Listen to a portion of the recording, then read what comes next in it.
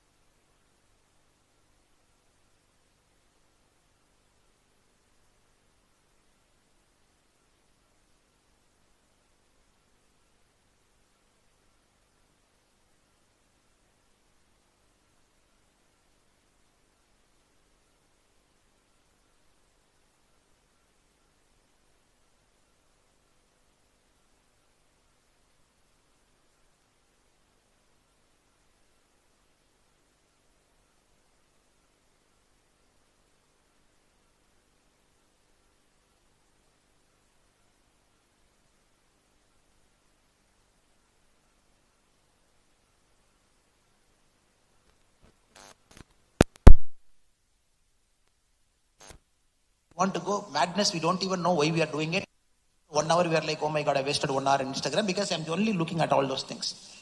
Now, even you take a fast food, there is a certain chemical added to that fast food. The moment you eat it, it's a part of the brain where you want craving starts. You want more. You want to have more French fries. You want to have that. So all around you, the society is built to trap you. The society is built to take your time more. That's the nature of a business model. Now you are going to enter into that society with a lot of naivety to say, how I not get trapped from this? You all have seen Facebook as Facebook. Anybody is in Facebook here? Anybody is in Facebook? Can you just put up your hand up, Facebook? Okay. So only some of our old timers are here. Okay. Now Facebook is slowed because they want to move the product to Instagram. And they want to push to Instagram. Instagram, it's live, it's fast. A lot of young people are in Instagram. Now all the companies they know how to create a product, how to kill that product, how to create the next product, how to make that shift. Car companies do it, technology companies do it. Now this is a trapping all around you. And in that you see misinformation warfare. So read more, go to the depth of it. Anything you read, you spend time to read. Don't borrow somebody's time to just clickbait the headline. You should go into it. What is tariff? What is 50%? What is Indo-US problem? Opposition party is making an issue in India. What is the ruling party to which I belong to? We give you a counter thing. This is the truth. You read both sides. Go very deep into it.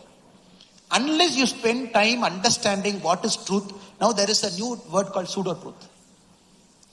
It's a false, but I can make you to believe that is truth. I can make it to appear as truth. That is called pseudo-truth. So it will look like a truth. Now pseudo-truth is also there. Psychologically, a lot of games they play to push pseudo-truth into it.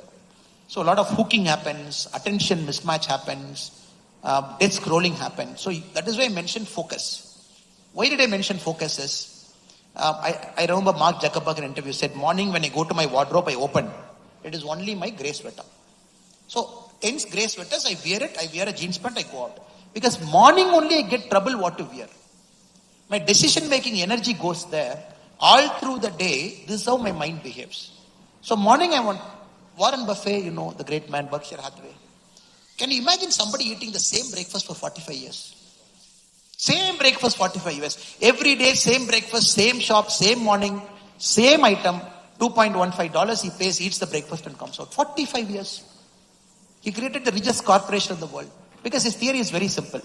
Why should I confuse my mind early in the morning what to eat? Should I eat a dosa? Should I eat a idli? Should I eat a upma? In West, you don't have a choice. They just make it, you just eat and come. But in the real world, so many choices, you have a problem.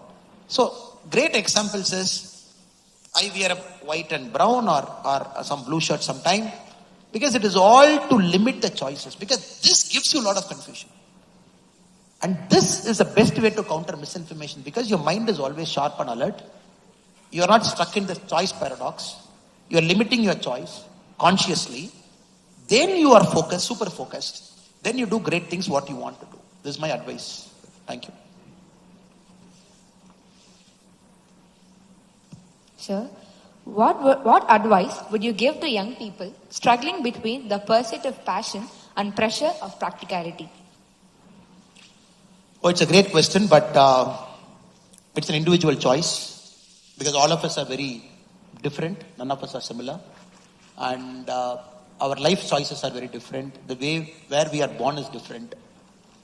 How we have come is different. Correct? Some people have come by plane. Some people have come by walking. Some people have come by running. Okay, different people have come here. So naturally, the choice you make differs. But I would say, if you're privileged enough to pursue your passion immediately, pursue it. If you think the life was hard at you till now, you might need some extra time to pursue your passion, pursue it. Only the time limit varies. And normally for a first generation guy, if anybody is a first generation, can you just put up your hand? I'm the first person in my village to come to a college. Anybody is here? Somebody will be there. Okay, there are some friends. Okay, I'm second generation. My father is a graduate. I am a graduate. Okay. More hands should naturally go up. Okay. We still live in a village. Somebody is there which has got 50, 60 houses. Okay. So, different backgrounds, different people, different students. But all are very important. Their hunger is very important. So, I would say, first you should know what is your passion. That is the critical question number one. Passion should not be like a cloud. It will come and grow. First year I want to do this. Second year of engineering I want to do this. Third year of engineering I want to do this. That is also okay. Because you are on the path of pursuing your passion. You might not even know what it is. It's okay. Some of us, like me, I knew at 30 what I want to do. It is also okay, no problem. But at least try to figure out what you want to do. Once you know this is what you want to do, then you channelize your life priorities, energy towards it. Then immediately, if you're able to do it. Else, you circle around, do other things, come back, be an IT engineer, be a startup guy, whatever you want to do it, come back to your passion. Or you want to do a startup, that is your passion. Don't want to do it now, do it 5 years later, do it 10 years later. Who said you should start a company at 22? Start a company at 35. But all I'm saying is, just remember, you should not forget your passion. Every single day, you should move towards your passion. That is what I'm trying to say. So, the moment you have that mindset, the concept of practicality also is figured out, is also blended. So, very relevant to your answer to the previous question. You famously took a break here after college to figure out what you wanted to do and where your passion lay, which was not normal at that point of time, or even now, sir. So, break years are not encouraged in typical Indian households. How did the idea of the break here come up to you? How did it change you? And how did you convince your parents about this idea? And do you think it should be normalized in our households, the idea of a break year, sir? There is a beautiful book. First, all the young guys who are here to read it. It's called The Promise of a Pencil, written by a person called Adam Bryan. Promise of a Pencil. How a person took a break here from US, traveling across the world, and a small child who did not even have a pencil. When he asked the child, "What do you want as a gift?" The child said, in a forest country, the child said, "Can I get a pencil as a gift?" So that motivated him to start schools in Afghanistan and different parts of the world to give that pencil to a child to learn. So I would advise, if you live your engineering life well, break year is not needed.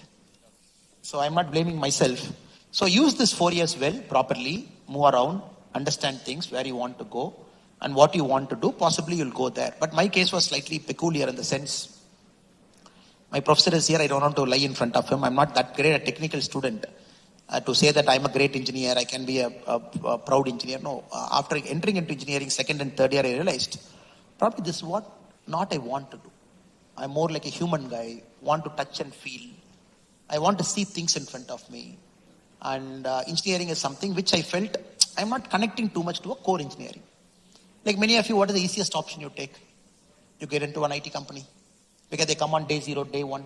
So the companies that I mentioned, I got in one of the three day zero placement, I got it. Then the realization struck me, look, if I go there, 2 years training, they take me to Thiruvananthapuram, then I get into a job, then life goes in a different turn.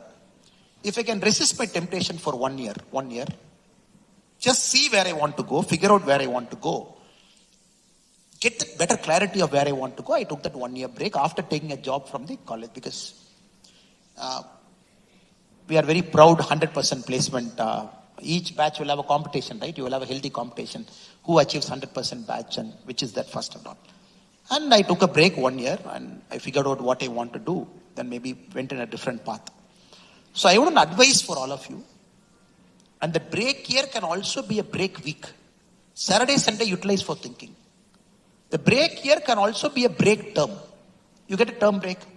You want to do something. Go and intern with that company. Go and do that thing. Get the hands-on experience. Don't waste your break. If somebody has told it, I would have done it. And your annual holidays, you get a 1 month break. No? They don't give you break. They give you 1 month break. No? 15, 20 days. Take that experiment. You want to do this, go to some company, join, ask your placement coordinator, write an email. 15, 20 days, go work as an intern there. Try to understand whether you like it or not. Or if you want to be an entrepreneur, work in a shop floor in Coimbatore. Go to some manufacturing company, be with them, see it. Don't look at ego. You want to clean it, you clean it. You want to dust the lathe, you dust the lathe. You want to clean the lathe of oil, you do it. So whatever you want, you do it. But that break has to be strategic, used only for the purpose of thinking. We take a break here for enjoyment purpose, it is not worth it. So break here can also be a weekend. It can also be a break term. It is that certain time you are only doing what you want to love, because Americans are very famous for break years. Because 20% of Americans, I was told, of roughly 1 out of 5, they take a break year. They say I'm taking a break year even before they enter a college, sometimes after a college, just to explore life, to decide what they want to do. But some of us might not have the privilege to do it in our country. So take a break term or a break weekend, understand, get a perspective, and then put your hands to it. This is my advice. I wouldn't advise you to take a break here. If you take it, fantastic, but I wouldn't advise it. As an IPS officer, you were known as Singham for your bold actions. Can you share a time where you had to make a tough call under pressure, and what did it teach you about trusting your instincts? Oh, many times. In life, when you start moving ahead in life, you have this gut feeling, instinct. People use different names. We say gut is the second brain. You keep your gut healthy, and your thinking process also you will feel. Anybody who keeps their gut clean, you will also feel the thinking process is fantastic. And it's not in police. Every time you take a gut call, you are in that crossroads, 50% here, 50% there. More than using the word called gut, it is the sum of all your instincts, your experiences, your skill set, which you have accumulated over the last 10, 20 years. When you come to that particular spot, you will get that feeling that you should take it. And that we call the gut call. No, gut call is not a blind call. It is a sum of your instinct, sum of your experience. It's a sum of all your worldly outlook, you take it. You will do it as a student. Why did you come to PhD at iTECH? What course you are studying? Why did you take EC? Core. So it is a well planned, thought out, or a gut call? ECE, computer science, no gut call. You're very clear you want to get into ECE. What is your course? Mechanical engineering. Oh, it's a gut call or gut call? Why did you take mechanical engineering? Because it is a form of engineering which deals with physical stuff, which we can actually see and we build stuff. The mic only you answer, sir. I'm sorry. So I picked mechanical engineering because of my passion for machines, one. And secondly, it is a branch of engineering which deals with physical objects and more of things that we can actually see that are being developed. And I had a passion for that. Before taking this mechanical, you went and met some professor, you asked questions, you took it, or you assumed and you took it? I did not meet professors, sir. I met with a couple of people like relatives who were already mechanical engineers, and they were in the industry. So I referred to them. So both of you, I can understand, both of you in your life also, there is an element of gut call to it, right? You have a basic idea, basic assumption, you do it. So you will invariably do this in life. You got to trust your instinct many a time. You got to trust your instinct many a time because, as I mentioned, law of unintended consequences. No, in a complex system, nobody can predict the outcome that clearly. That's why there is a very famous quote in economics. The economists are so great, they predicted 21 out of the last 19 recession. Which means they predicted more recession than the recession that actually happened. So it's a complex system. So in policing, you have to do it more. It's an instinct based. It comes with experience, not at our level. You see a constable, he takes a lot of gut call. You see an inspector who deals with crimes, he takes a lot of gut call. You see people at the front line. IPS officers are not at the front line. We are more like an officers at the level managing people. But you should someday call an inspector here. That gives you a very different perspective about life. They take a lot of gut calls, and many a time that gut call is 9 out of 10 times right. We get a lot of our gut calls wrong. Because it's always in the system, always in the surrounding, understanding is doing it. And you always look for perfection. You always want to have a perfect choice.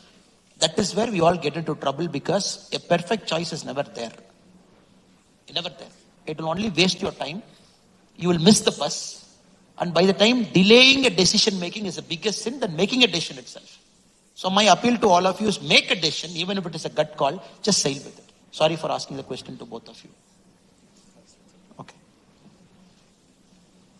So we'll move for our last question, sir. So we have a policy here, not policy, that we take internal exams, we take 2 exams in the same day, sir. So we'll have a session and another in the afternoon session. You had once mentioned that you wrote your IAM exam and your civil service exams within the same day. We as students, we get stressed to deal with even these internal exams within the same day. How did you manage to write both of those exams, and how did you manage to deal with the pressure and your time to approach this, sir? I didn't have a choice. Frankly speaking, there is no choice for me.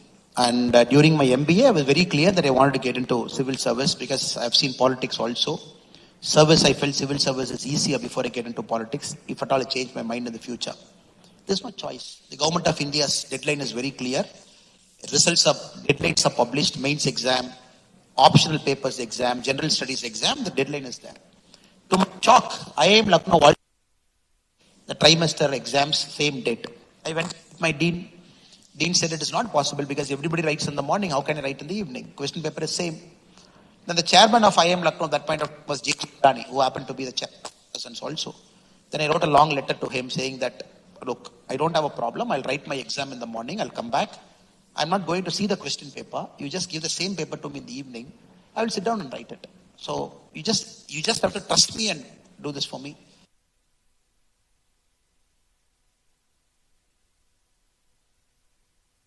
Same thing. Morning I have to write my civil service GS1 paper.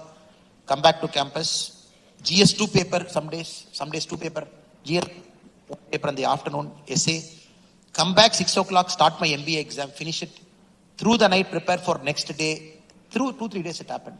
So I think when you don't have a choice, number one, your mind, you will push yourself to do that.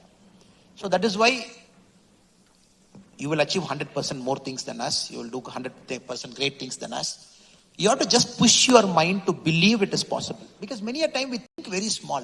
Thinking small is a sin, sir. I show you some numbers and all. Thinking small is a sin now. You should not even think small. You already built companies now. So Reliance is 245 billion. What if you should dream? Can I build first $1 trillion? Somebody sitting in this room should dream. I will be building India's first $1 trillion company in my lifetime. We should see Americans have got so many. NVIDIA 4 trillion, Microsoft 3.1 trillion, Apple. You look at all the companies, so many $1 trillion companies, you don't even have one. So, but somebody should have the belief that I will do it. And when you have that belief, you will do it. Because a small problem also, same mindset you will apply. Big problem also, same mindset you will apply. The mind stress is same only. The big problem also, same mind stress. Small problem also, same mind stress. So instead, take a bigger problem and apply the same mind stress. I think you will also do more, but for me, it just happened that in the book also, I just have to navigate 2 worlds. One a civil service world and management world on 3 days to pass through. But luckily I got through. There is also a factor of luck. There is also a factor of karma. There is also a factor of your hard work. It's a combination all the time, right?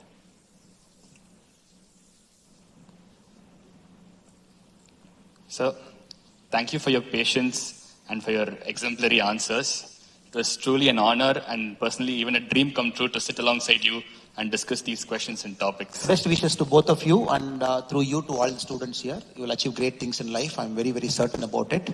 Go out and make Bharat great. Thank you so much. Thank you. Thank you, sir.